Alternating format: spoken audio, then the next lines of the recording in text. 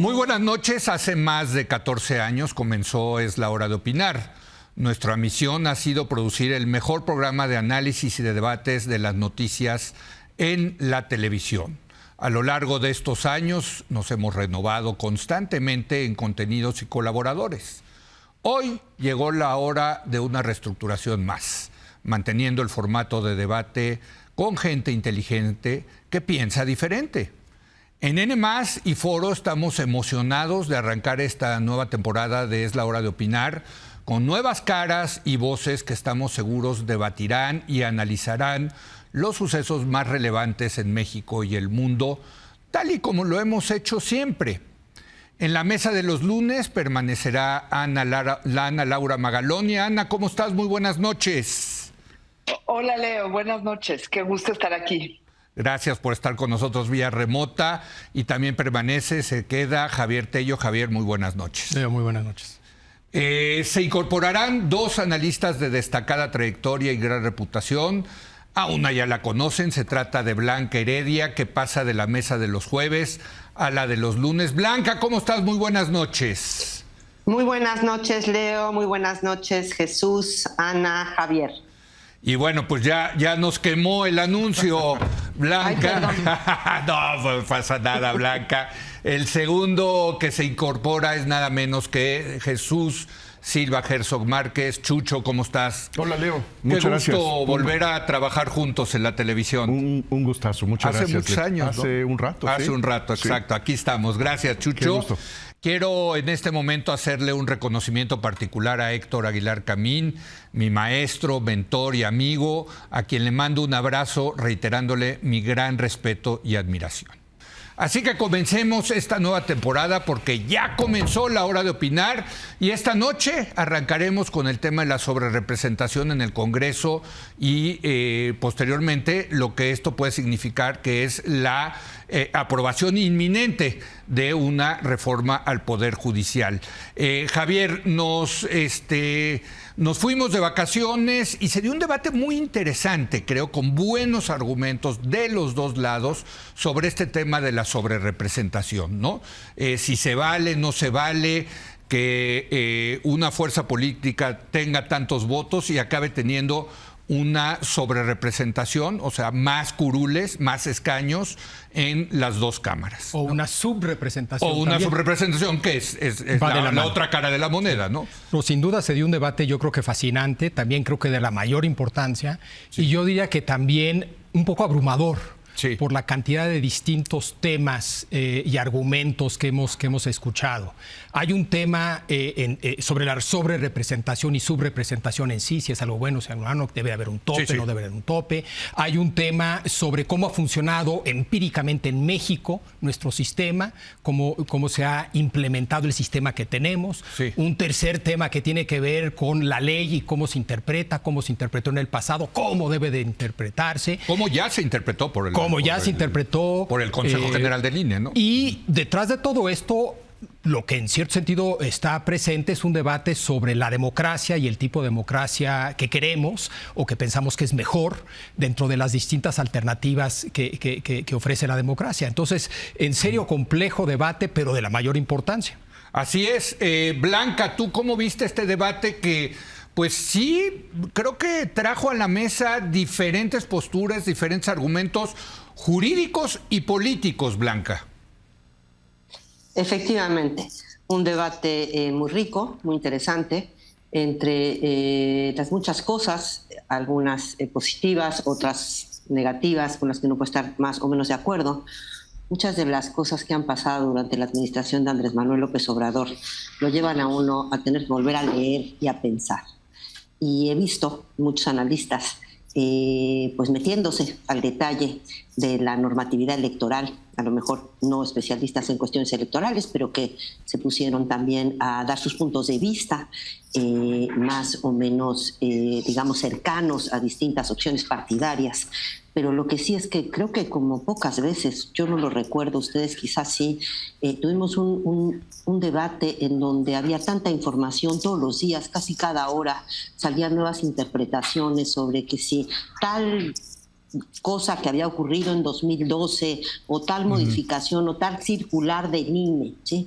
Una discusión me parece muy rica, que en el fondo contrapuso por un lado a los partidarios de Morena, como en tantos otros temas, y a los opositores, con poquísimas excepciones. La verdad es que el análisis que pretendía al menos ser equidistante o que no se involucró en uno de los lados fue muy escaso. Lo que vimos fue a nivel del debate una reproducción casi, ahí sí, muy proporcional, bueno, no sé si proporcional, pero en todo caso muy cercana a cómo es políticamente el debate intelectual, muy modulado y modelado por las diferencias políticas, donde en el fondo lo que se discutía es qué es eso de que sea legal algo. Y creo que eso en sí mismo es muy interesante. Así es, Chucho, tú eres abogado también, pero pues... Sí, pero malo. Malo. No, pero esta parte de que es legal, ¿no? Porque finalmente le han dado, y seguramente el tribunal ratificará esa sobrerepresentación, con el uso de Morena y sus aliados de una triquiñuela que, por cierto, inventó el Partido Verde con el PRI en 2021, si no mal recuerdo, ¿no? Sí, yo creo que esto nos recuerda una historia de hipocresías de toda la clase política que han usado este expediente para magnificar su representación cuando era en su beneficio. Sí. En este momento yo creo que el debate ha sido tan intenso por el dramatismo, por las consecuencias que tiene el entregarle a una fuerza política la capacidad de reescribir la Constitución como se le da la gana. Y sobre todo con la amenaza de una reforma judicial que da el traste a un régimen con equilibrios que finalmente han existido en términos institucionales en el país. Entonces, yo creo que hay desde luego que una discusión muy rica, no es un asunto en donde cualquiera de las posiciones puede decir que la respuesta es una obviedad. Tenemos una Constitución en esta materia confusa. La Constitución es confusa y diríamos, pero dice partido, contradictoria. Pues sí, pero hay fue parte del debate, ¿no? Esa es la discusión. Pero creo que los constitucionalistas que hicieron una interpretación integral del texto de la ley, quienes están tratando de descifrar los propósitos de esta institución, creo que tienen un argumento infinitamente más sólido del que argumenta el oficialismo. No podemos nosotros tener una asamblea legislativa en donde el segundo partido político en el país no tiene la segunda representación más fuerte en la Cámara de Diputados. Esa es una distorsión grotesca de la voluntad mayoritaria. Y en ese sentido sí me parece que la interpretación literal de la Constitución es una interpretación errónea de la Constitución. Así es, Ana, porque, a ver, lo que dice la Constitución es que no podrá haber una sobrerepresentación más allá del 8% para los partidos, y el otro bando dice no, pero en una interpretación más amplia de la Constitución debe de ser la coalición, y en este caso la coalición es Morena, el PT y el Verde. Ana. Mira, Leo, este es un debate que puede ser jurídico, pero en realidad es mucho más del el tipo de democracia y el tipo de país que queremos, digamos. Porque a diferencia de Chucho, yo sí creo que el sistema normativo da para las dos opciones, ¿no? O sea, que a mí también me puede parecer más robusta la que evita la sobrerepresentación de esta manera, pero sí hay que reconocer que hay dos veces que ya usó el tribunal ese precedente de usar literalmente la Constitución. Y en el mundo judicial lo que resolviste antes sí marca, digamos, ¿no? Entonces yo solamente quisiera decir que normativamente están las dos opciones y que muchas veces en grandes conflictos existen dos opciones normativas que además son opuestas, que eso es lo más interesante de todo. Y que pues, los grandes tribunales se dividen, o sea, por eso hay votos disidentes, pero no quiere decir que los disidentes estén en lo incorrecto, solamente que ven el problema jurídico desde otro lado. Entonces, cuando hay dos posibles opciones que compiten entre sí, La pregunta no es normativa, la pregunta es axiológica.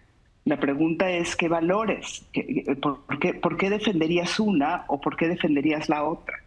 Y ahí es donde dice Blanca que es cierto que la polarización del país inhibe cualquier tipo de debate sustantivo y axiológico, porque es más importante como la lealtad al grupo y la identidad con el grupo que realmente debatir con los otros. O sea, a mí me impresionó, pero de un lado, o sea, del lado de Morena, yo sí oí, si no aplican esto, están violando el derecho vigente, ¿no? Están violando la Constitución. Casi no hay otra opción posible, ¿no? Y del otro lado, pues tampoco, ¿no? También, o sea, esta es la buena y esta es la robusta, ¿no? En realidad, son dos que compiten y que lo que deberíamos de estar discutiendo en el fondo es por qué es mejor una que otra, que axiológicamente a dónde nos lleva una, a dónde nos lleva otra. Esa es una primera discusión en términos constitucionales, si lo queremos ver así. Y en términos políticos, si se puede todavía frenar a la mayoría de Morena, ¿no? Porque yo veo que desapareció la oposición. Sí, claro. Ese 40% que está ahí representado en el Congreso, pues no sé quién lo representa, porque yo veo una oposición súper diluida que hace casi imposible que podamos frenar a Morena. O sea, están extraordinariamente diluidos como bloque que representa a ese 40%. No los veo de la misma manera que como veo al bloque mayoritario. A ver, Javier, y este debate lo hemos tenido varias veces en estos tantos años que llevamos aquí, de si nos gustan los sistemas de mayorías fuertes o los sistemas de representación proporcional. Yo siempre he estado a favor de las mayorías fuertes, lo saben. O sea, a mí sí me gustan las mayorías, me gustan los gobiernos fuertes que puedan sacar adelante su agenda legislativa, que se hagan responsables de esos cambios, ¿no? Pero digamos, ahorita Morena y sus aliados sacaron 54% de los votos y les van a dar como el 70 y tantos % de los curules. Eso te hace la posibilidad de cambiar la Constitución, de reformar, y a eso van a reformar el régimen político. En Inglaterra, el Partido Laborista tuvo una sobrerepresentación de 30 puntos, más que aquí en México. Pero yo creo que no se les ocurriría cambiar, hacer cambios. Digo, allá no hay constitución, ¿verdad? Pero escrita, pero hay unas reglas que sí están como en piedra. Hay una constitución no escrita, pero... No, pero hay unas reglas fundamentales. Yo creo que a nadie con esa sobrerepresentación se le ocurriría cambiar las reglas del juego, ¿o sí? Ese es el fondo, a mí me parece. O sea, ¿qué te da la sobrerepresentación? Aquí en la sobrerepresentación en México te da un cambio de régimen político. Bueno, eso es un gobierno fuerte, según muchos, el poder hacer eso. Y yo te diría que claro que en Inglaterra muchos quisieran cambiar las reglas del juego. Muchos han querido hacer de Inglaterra un sistema proporcional, cambiar precisamente el sistema actual que tienen y que sobrerepresenta mucho más que el mexicano. Y lo que quisieran hacer es precisamente cambiar esas reglas del juego, y lo que les gustaría es lograr una mayoría en el Parlamento. ¿Pero por qué no pueden? ¿Por qué ahorita los laboristas no dicen, órale, vámonos a la representación? Precisamente porque no hay, el argumento sería un sistema proporcional. Es decir, lo que no se vale es decir yo quiero un gobierno fuerte, pero no fuerte para hacer esto, solamente para hacer esto otro. Si quieres un gobierno fuerte, tienes que aceptar que fuerte significa la capacidad de cambiar la Constitución. Pero al punto para echar para atrás la democracia... Puedes no estar de acuerdo con eso, pero yo creo que un gobierno fuerte es un gobierno que tiene la capacidad de empujar su agenda política, de cambiar las políticas públicas, no de cambiar la plataforma política de la convivencia, que esa es la amenaza de la reforma judicial. Pero ¿tú crees que no debería en Inglaterra un partido político aspirar a cambiar el sistema de un sistema en el que el ganador se lleva todo a un sistema más proporcional? Yo creo que es una regla fundamental del Parlamento inglés, antiquísima, que es totalmente válido cambiarla. Me parece que lo que es indispensable es que las reglas del juego son reglas que están fundadas en un consenso más allá del consenso de una mayoría simple, que es la lógica del límite a la sobrerepresentación. ¿Quieres cambiar las reglas del juego? Necesitas dialogar, necesitas buscar el acuerdo con otros minoría que piensan, porque es la plataforma de convivencia a la que se está discutiendo. A ver, permíteme, déjame que entre no Blanca. Tu política fiscal, tu política energética. Sí, es cambiar las reglas del juego, ¿no? Del juego político. Pero si quieres ahorita. Para que entre también Blanca y Ana Laura, que estoy segura tienen algo que decir. Blanca. Sí, con respecto a la sobrerepresentación específicamente, a mí una de las cosas que me parece que deja como enseñanza, digamos, todo este proceso y que a mí me parece muy preocupante es cómo los partidos de oposición, todos ellos, pues la verdad no hicieron su trabajo. En términos de la lectura fina, en los convenios de coalición estuvo mucho de lo que después se volvió muy difícilmente objetable ya en el INE y ahora en el tribunal. Pongo el ejemplo del que me parecía uno de los argumentos más claros a nivel constitucional. Yo no soy abogada, me parece que efectivamente en términos generales hay siempre dos interpretaciones. Aquí había muchos de los elementos literales de la Constitución que me parece que eran suficientes. Por ejemplo, ¿sí? En el artículo 56 se establece que será la primera minoría, o sea, que saque el partido que por sí solo, y dice por sí solo el texto constitucional, obtenga la segunda cantidad de votos más altos en un determinado estado, el que se llevaría una de las senadurías. De acuerdo a esto, a Movimiento Ciudadano le hubieran tocado más de los que al final les tocaron. ¿Por qué no ocurrió eso? ¿Por qué no ocurrió eso?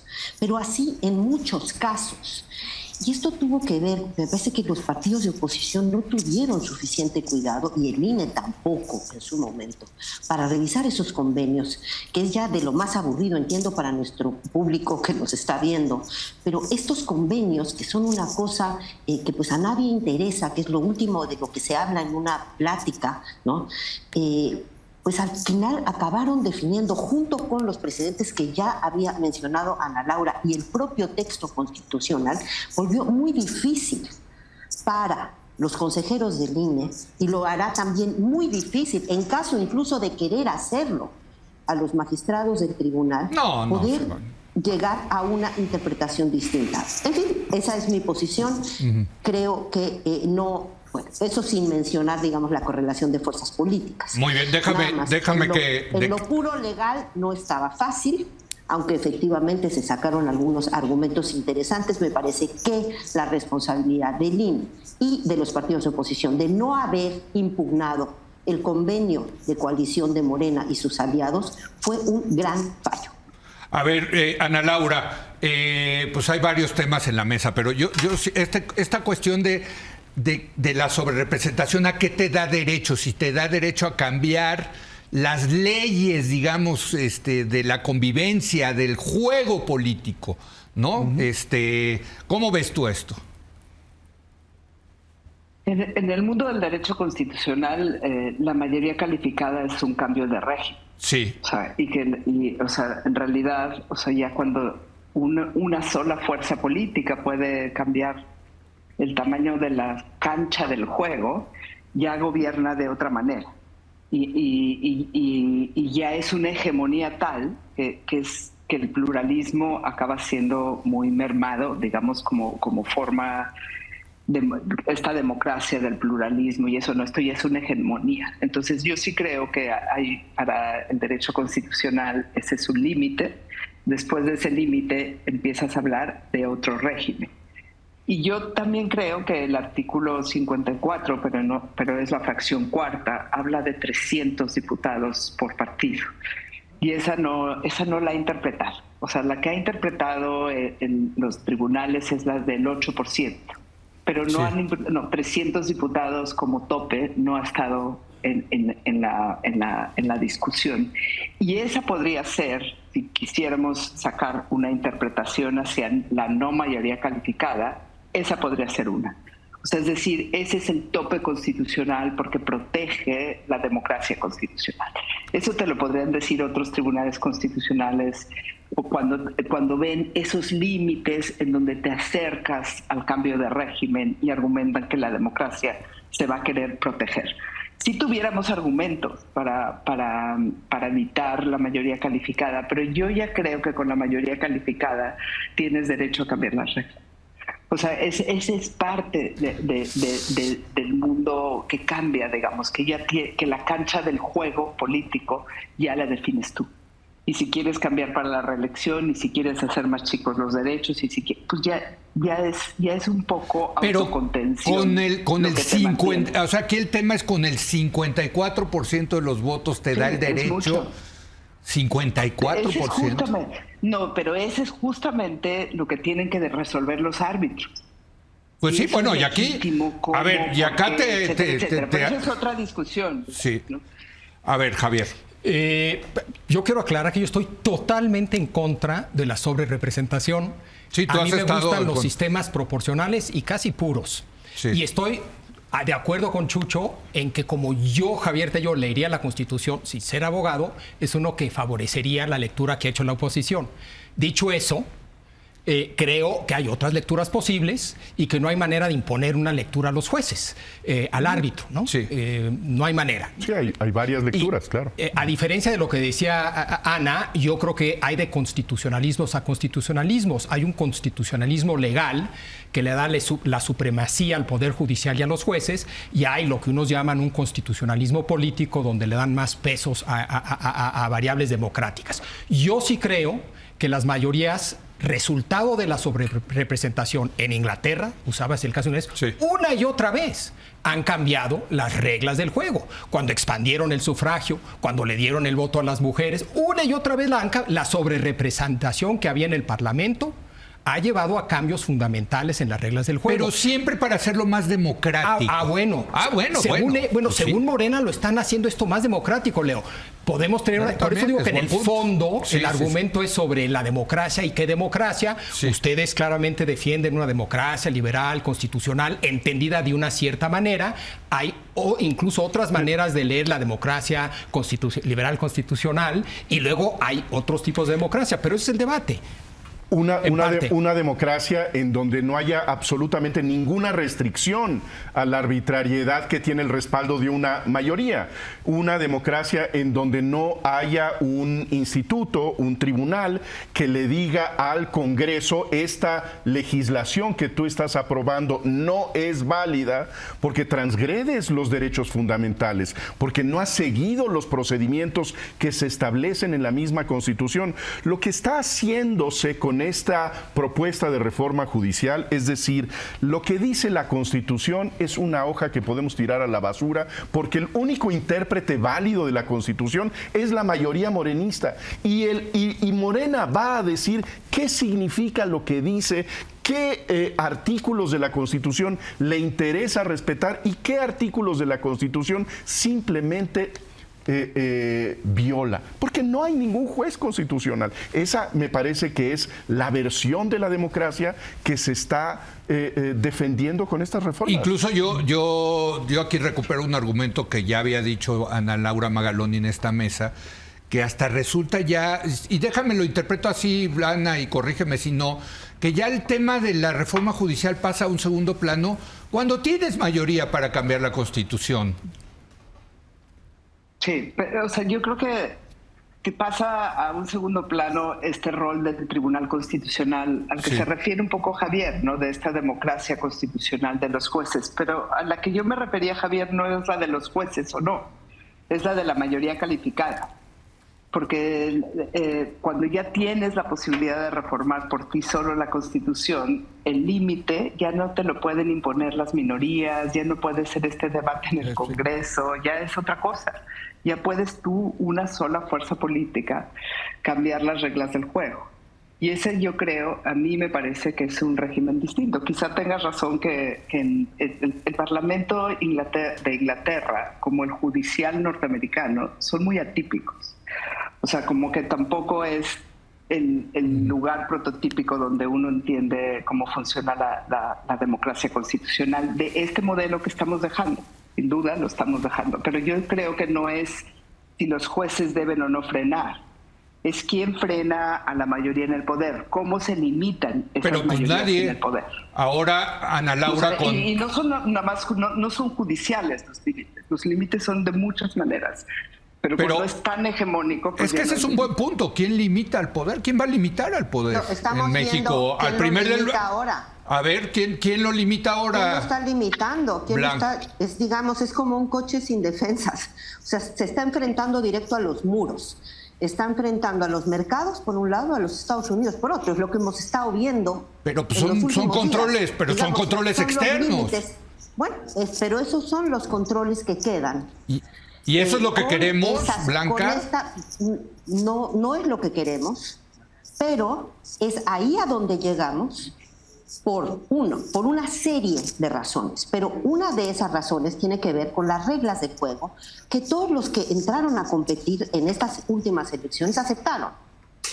Y que esas reglas, que además habían sido utilizadas por los mismos partidos de oposición para ellos mismos recibir mayor porcentaje de escaños y curules que lo que habían recibido de votos, y que les había parecido muy bien cuando ellos eran los beneficiarios, ahora ya no les pareció tan bien. Efectivamente, el porcentaje en el que se excedían, digamos, el número de asientos en la Cámara de Diputados en relación a cuánto habían obtenido de votación en 2012, en 2015, era menor a lo que ocurre en esta ocasión, en donde son casi 20% de diferencia. Ahora, también hay que recordar que más generalmente nuestro régimen constitucional en materia electoral es un régimen mixto.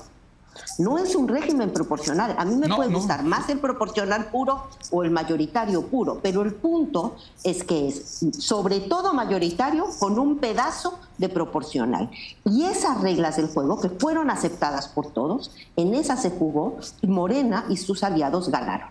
Eso deja en una condición efectivamente al 40 y tantos % de la población que no votó por Morena ni en la presidencial ni en las congresionales, en una situación de absoluta falta de representación política, sobre todo para todo lo que importa, que es cambiar en lo fundamental las reglas del juego. ¿Qué pasa en ese contexto?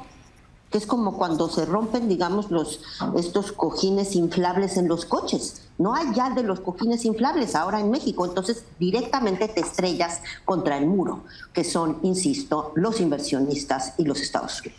Pero es que es increíble, o sea, finalmente también hay una concepción de la democracia de que hay que ponerle límites al poder, los contrapesos famosos. Ya sé que yo soy muy madisoneando en ese sentido, pero ya nos quedamos sin eso es lo que estamos diciendo. A mí me que parece... nos quedamos sin eso, que ya... Ojalá Estados Unidos y los mercados hagan su labor de alguna manera detener los abusos del poder. A mí me parece gravísimo que la esperanza de contención del poder sea la realidad económica, la presión internacional, y que no tengamos en la mirada la necesidad de construir retenes y prudencias institucionales. Totalmente. Que no cuidemos las que estamos teniendo, porque de lo contrario lo que estamos haciendo es que la arbitrariedad no tiene en las instituciones ninguna restricción, y que solo es el poder de los grandes inversionistas, las amenazas que pueden ellos hacer, los que van a volver prudente a la acción del gobierno. Y que, por cierto, los grandes inversionistas de Estados Unidos también se acomodan a los regímenes dictatoriales. ¿Qué es este escándalo? O sea, apoyan a Emiratos Árabes Unidos y Arabia Saudita y eso. Este escándalo, Leo, del presidente pidiéndole a las grandes fortunas de este país convertirse en el último intérprete de la Constitución en materia de representación. Eso lo dijo el presidente de la República, le pidió a la semana pasada. Los 5 millonarios. Déjame hacer una breve pausa. Regresamos. Y ya introducimos el tema de la reforma al Poder Judicial. Regresamos en un momento más.